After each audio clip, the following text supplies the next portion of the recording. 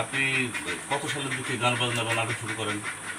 আমি ৭৪ সালে গান বাজনা শুরু করছি। 1974 সালে। হ্যাঁ, 74 সালে কি শুরু করেন? গান? গান, যাত্রা, নাটক অনেক কিছুই করলাম। আমি প্রফেশনালে ছিলাম 14 বছর। যাত্রা শিল্পী হিসেবে? হ্যাঁ, আচ্ছা। নবদ্বীপ আলিয়া করে। কত সালে এটা মনে আছে বলতে পারবেন? ৭৪ কি ৭৫ 75 76 দিকে কি ছিলেন? কোনো করে নিউ বাসন্তী অপেরায়। নিউ বাসন্তী অপেরায়, আর কোনো অপেরা? গণেশ অপেরা।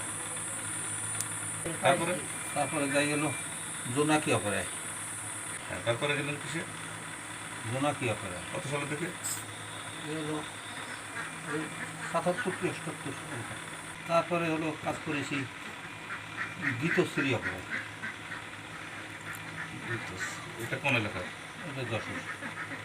আর কোনো অপেরায় কাজ করছেন? বাবুল অপেরায় কাজ করতাম। চট্টগ্রামের বাবুল অপেরা। হ্যাঁ, উৎসাহিতে বাড়ি আসলাম। আচ্ছা, 1985 সালে বাড়িতে চলে আসেন, তাই তো? বাড়িতে চলে এসে দল করলাম ঝুমুর অপেরা নিতাই বাবুর স্ত্রীর নামে। হ্যাঁ, কত সালে করলেন এটা? এটা মনে হয় ওই ৮৬ কি 1986 ৮৬। সালে। বর্তমান সংস্কৃতি মন্ত্রী নিতাই রায় চৌধুরীর স্ত্রীর নামে। হ্যাঁ হ্যাঁ, হ্যাঁ, চৌধুরীর স্ত্রী ঝুমুরের নামে, তাই তো? হ্যাঁ ঝুমুরের নাম। ঝুমুর রায় চৌধুরীর নামে সংক্ষিপ্ত ঝুমুর অপেরার নাম। হ্যাঁ, নাম দেওয়া হলো ঝুমুর অপেরা। নায়িকার প্রয়োজন হতো, মানে মহিলা চরিত্র বাইরের থেকে আনা। বাইরে থেকে আনতেন না? কতগুলো যাত্রা করা করছেন আপনি এই পর্যন্ত আর কি, মানে এই অসুস্থ রাগ পর্যন্ত? এ তো আনুমানিক আর কি, যে এত বছর ধরে এত কাল ধরে আপনি গুনে নিতে পারো কী কী বই পড়েছে। একটা নাম বলেন তারপরে। হ্যাঁ, বলতেছি সমাজ, গলি থেকে রাজপথ, হাসির আটে কান্না, গঙ্গা থেকে বুড়িগঙ্গা, শ্রীকৃষ্ণ শকুনি, পরে হলো সাবিত্রী সত্যবান, আমি মা হতে চাই। মানে কতগুলো যাত্রাপালা করছেন, কতগুলো বই করছেন? এক এক দলে হলো 14খান করে বই থাকে। আচ্ছা তো এতগুলো দল চেঞ্জ করেছি আচ্ছা। বা থাকিছি, হুম হুম।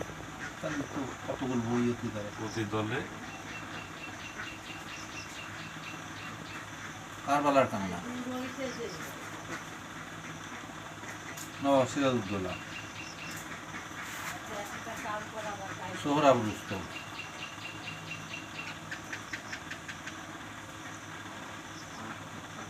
অচল পয়সা চলছে। 14টা করে বই থাকতো, তার আচ্ছা। ভিতর হলো রানিংই থাকতো হয়তো 8টা 10টা। আচ্ছা, আর কি কেমন চরিত্র অভিনয় করতেন? আমি, আমার তো চরিত্র তো ঠিক ছিল না। আমি আচ্ছা, কি ধরনের চরিত্র করতেন? কি ধরনের চরিত্র বলতে মানে ভিলেন, নায়ক, সাইড সাইড ভিলেন। খলনায়কের অভিনয় করতেন না হ্যাঁ। সবসময়? হ্যাঁ, এছাড়া অন্য কোনো চরিত্র করেন নাই? না।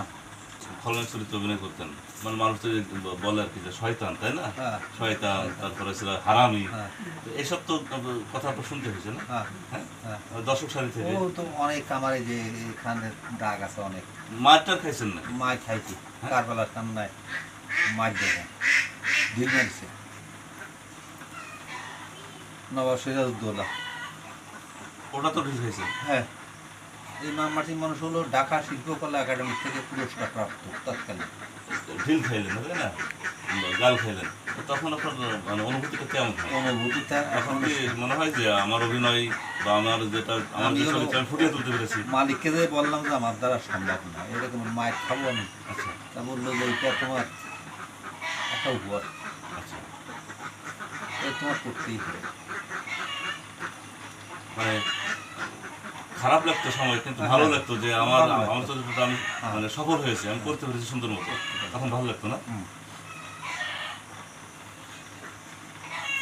আপনার স্ট্রোক হলো কত সালে? স্টোকলে যে 24 সালে না এই যে ওই প্রেসক্রিপশন আছে, প্রেসক্রিপশন 24 সালে 24 সালে। 24 সালে কত সালে স্ট্রোক হলো আপনার? 24। স্ট্রোকের পরে কি কোন সাইড আপনার কি প্যারালাইজড বা চলতে কষ্ট হয় কোন সাইডে? বাম সাইডে। মুখটা বাম সাইড অবশ অবশ না? হ্যাঁ, অবশ্য অবশ্য। অবশ হয়ে গেছিল, প্যারালাইজড হয়ে গেছিল ওই থেরাপির কারণে। প্রতিদিন যে থেরাপি, ওই থেরাপির কারণে এখনো 3 মাস ওই যে স্বাভাবিক একটু পর্যায়ে আসছে। ওই যে এতগুলো মানে বই করেছেন যাত্রাপালা, তাই না? সব থেকে ভালো কোনটা আপনার কাছে মনে হয়েছে যে এই চরিত্র বা এই বইটাই আমি অভিনয় করে সব থেকে আমার ভালো লেগেছে, স্বাচ্ছন্দ্য বোধ করেছেন? ভালো হলো কারবালার কান্না, সোহরাব রুস্তম আর বীর বাঙালি। আচ্ছা, এগুলো ঐতিহাসিক। কোনো ডায়লগ কি বলতে পারবেন না? আপনার মনে আছে? মনে নেই, একটু পারবেন না? মনে নেই। ওই যে শ্রীকৃষ্ণ শকুনির একটু মনে পড়ে এই একটু বলেন তো। যে কোথায় শকুনি ডাকো তাকে, কেন প্রতিজ্ঞা আমার এই শকুনিকে মানে সূর্য উদয়ের আগে নিধন করব আমি। যার নুন খেয়েছো তাকে তুমি সর্বশান্ত করেছো, অর্থাৎ কুরুক্ষেত্রে যুদ্ধে নায়ক তুমি। এইভাবে আচ্ছা, আর আর আর আর কোনোটার একটু সংলাপ? ওই যে এই মামাটি মানুষে একটু সে যাত্রার ঢঙে একটু ওই তো জোরে করি একটু কথা একটু বলো। কষ্ট হলো, এই চরিত্রের নাম হলো পরিমা। করে। পরিমা অতএব যে বৃষ্টি নেমেছে তো নেমেছেই পথ পিছল, জীবনের পূজা মণ্ডপে বাজে বাদলের মাদল, কিন্তু তোমাকে পাবার জন্য কত রাত জেগেছি, তুমি এলে সকালে শোনা গেল রোদের মতো। এরপরে আর একজন আচ্ছা, কি ধরনের গান করতেন এবার? অন্য প্রসঙ্গে আসি। গান, গান তো বিবেকের গানও গাইছি মাঝে মাঝে। আচ্ছা, প্রণাম করি গো বাংলা জননী, কোটি কোটি প্রণাম চরণে তোমার, তারই নিচে বহে ভাগীরথী জল, কে বুঝিবে মাগো মহিমা আবার। সাধক গান তো ভালো গান। আচ্ছা, মেনলি আপনি ছিল যাত্রায় বেশি করতেন, হ্যাঁ যাত্রাপালা বেশি করতেন। হ্যাঁ এবং হচ্ছে আপনি প্রফেশনাল শিল্পী, তাই তো? হ্যাঁ professional ছিল। এর ভিতরে আর দুই নেই। অভিনয়ের প্রতি শখটা আপনার কিভাবে তৈরি হলো যে আপনি? এটা হলো গোপালগঞ্জ নবদ্বীপে প্রায় এবার 5টা দল হয়। হ্যাঁ, তো গেলাম এখান থেকে, আরও ওই সাইতর থেকে গেছিল হুম, 3-4 জন। বাটিয়াপাড়ায় নামলাম ট্রেনে, ওখানে দেখি যে মালিকের লঞ্চ, ভাড়া লাগবে না। গোপালগঞ্জ পৌঁছে গেলাম, মালিকদা স্টেশনে নামিয়ে ওখান থেকে গোপালগঞ্জ গেলাম। যাই দেখি যে লোক আর লোক, 5টা দল, নবদ্বীপালি, দ্বীপদীপালি, ত্রিদীপালি, আদি দীপালি, 1 নম্বর দ্বীপে, 5টা দল। মানুষ হলো বহুত। এখন নাম লেখাই দিলাম অডিশন। অডিশনের বেলা মনে হয় 1টা-2টির দিক ডাক দিল। আমি বললাম যে আমি তো গান করি, হারমোনিয়াম দুই তবলা আনলো, কী ধরনের গান করেন? তখন হলো ওই এমএসআর, ওই সিদ্দিক ভাই ছিল, খোকন নায়েব ছিল, ওই অরুণ ঘোর বাপ ছিল, এমএসআর করতাম। হুম। শশীবাবুর সংসার। তা কী ধরনের গান? আমি বললাম যে সাকাত বাদশাহ, বাদশাহ হলো এমন লোকা। তো 3বার করে গাওয়াইলো গান। হুম। আমি বললো যান, আমরা সাকসেস কে কে হয়েছে আমরা মাইকে জানাবো। তারপর 4টের দিক খাওয়া দাওয়া করে মাইকে অ্যানাউন্স করে দিল যে অমুক জায়গার অমুক। আমার নাম যখন ঘোষণা দিয়েছে, থাকলাম আমি। সন্ধ্যের পরে নবাব সিরাজউদ্দৌলা বই রিহার্সাল শুরু হইল। আচ্ছা, তো 1 অঙ্ক রিহার্সাল দিয়ে, সব পুরনো শিল্পী, রিহার্সাল দিয়ে গদি ঘরে মালিকের ঘরে গেলাম। উনি বললো যে 200 টাকা বেতন দেবো, সপ্তাহে পাবেন 20 টাকা। আপনার প্রথম বই কি নবাব সিরাজউদ্দৌলা? হ্যাঁ হ্যাঁ? হ্যাঁ। তো এই সাথে একটু চলে আসলো, ওরা বললো যে 200 টাকায় সে ওর পয়সা হয় না, তাহলে আমরা থাকবো না। চলে আসলো তারা, আর আমি হলো থাকলাম। যদি আমার মেধা থাকে তাহলে আমার বেতন বাড়াবো আমি। বেতন 200 টাকা বেতন শুরু করলেন? হ্যাঁ 200 টাকা। গোপালগঞ্জ অডিশন দিলেন, অডিশনে চান্স পেলেন, হ্যাঁ এবং প্রথম বই হচ্ছে নবাব সিরাজউদ্দৌলা শুরু করলেন, হ্যাঁ। রিহার্সাল শুরু হয়ে গেল, বেতন 200 টাকা ধার্য হলো। হ্যাঁ, হ্যাঁ। এটা কত সালে? এই তো 75 সাল। 75 সাল থেকে মূলত আপনার প্রফেশনাল শিল্পী হিসেবে শুরু। এর আগে কি ছোটখাটো ছোটোখাটো এলাকায় একটু ছিল, করছেন? গ্রামে ছিল। অভাব অনটন আছে নাকি? আছে। মানে কষ্ট হয়। হ্যাঁ, কষ্ট হয়। ডাক্তার শিল্পী হিসেবে কোনো স্বীকৃতি পাইছেন তো? না। পাননি। তৎকালীন জিয়াউর রহমান বেঁচে ছিল। শিল্পকলা একাডেমিতে যখন মামাটি মানুষ শিল্পকলা একাডেমি পুরস্কার প্রাপ্ত, তখন উনি একটা উদ্যোগ আমাদের দিয়েছিলেন যে সরকারিভাবে একটা অনুদান তোমাদের জন্য করা হবে, কিন্তু মারা যাওয়ার পর সেটা আর পাইনি।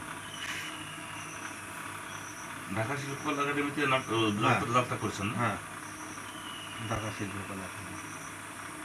আমি সেটা কি বই ছিল? মামাটি মানুষ। এখন আপনি এই বয়সে এসে আপনি চলতে পারছেন না, ধরে ধরে আপনার স্ত্রী আপনাকে ধরে ধরে মানে একটু বের করে নাকি? হ্যাঁ। স্ত্রীর মানে সাথে আপনি একা একা হাঁটতে চলতে না, পারেন? আমার একা। বা ছেলে সাহায্য করে, স্ত্রী হ্যাঁ। সাহায্য করে, এরকম? হুম। এখন আপনি কি চান? সরকারের কাছে কি হলে আপনার ভালো হয় আর কি এই আমার সময় এসে? কিছু ট্রিটমেন্টের পয়সা, আর্থিক আমি তো আর্থিক সহায়তা হলে ভালো হয়। ওষুধ খাতে পারিনি ঠিক মতো। হুম। আর্থিক সহায়তা চান, তাই তো? হ্যাঁ, আর্থিক সহায়তা পেলে আপনি উপকৃত হন। হ্যাঁ।